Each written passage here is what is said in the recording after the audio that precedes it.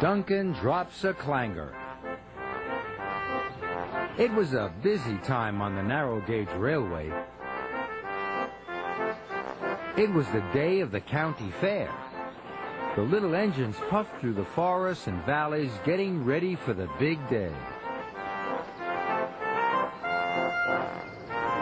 Rusty was taking freight cars full of flowers.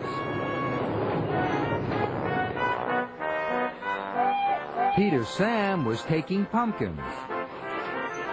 And Duncan had a very special job to do.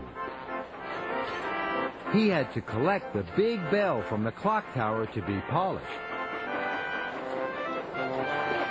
On the way, Duncan puffed along an old and bumpy track.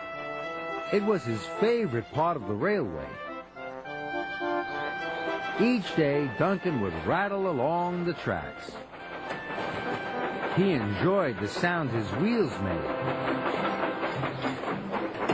Duncan raced backwards and forwards, rattling and clattering over the bumps. Rheneas chuffed up. "Duncan, you're going to be late," he peeped. But Duncan didn't hear Rheneas. His wheels were clattering and rattling too loudly.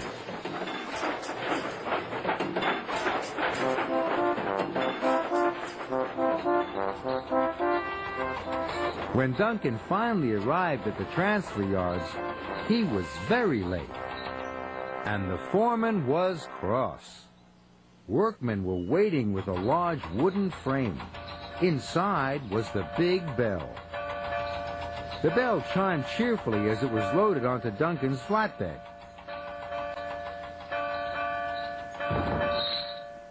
"What a wonderful sound," peeped Duncan. "Remember," said the foreman sternly, "the bell is very heavy. The track to the polishers is old and in need of some repair. You must go slowly and carefully." But Duncan wasn't listening to the foreman. He was enjoying the chiming of the bell.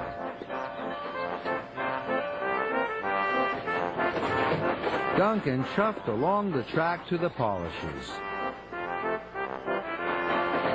As he puffed through the mountains, his wheels started to clatter, and the bell started to chime. Duncan went faster. The bell chimed louder. With every bump and bend, it rattled and rang. It tinkled and clanged. Duncan liked this sound even more than the sound of his wheels.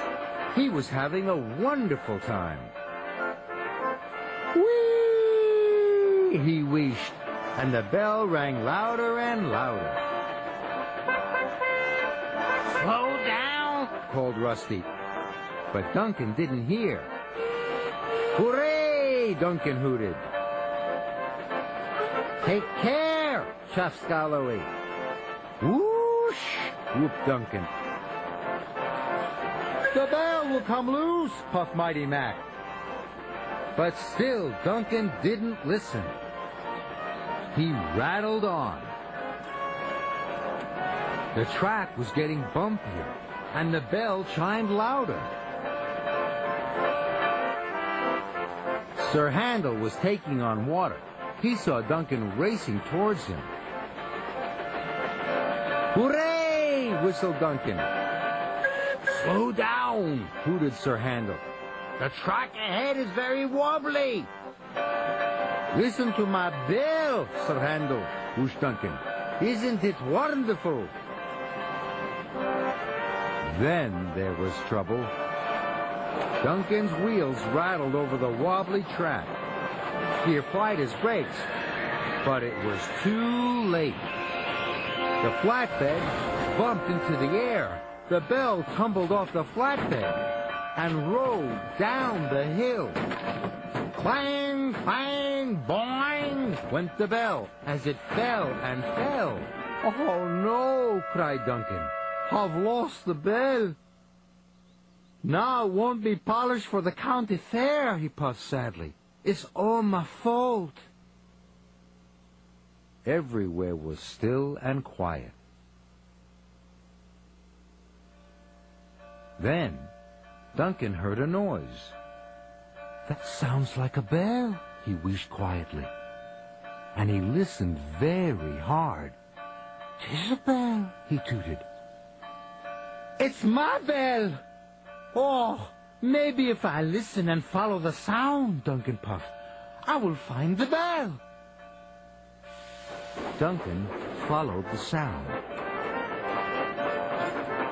"It's getting louder," he puffed excitedly. At last, Duncan could see the bell. It was caught in a tree. The wind blew gently, and the bell chimed sweetly. Duncan raced down the hill, and he arrived just in time. The branch snapped, and the bell fell onto his flatbed. "Hooray!" choked Duncan. He was very happy.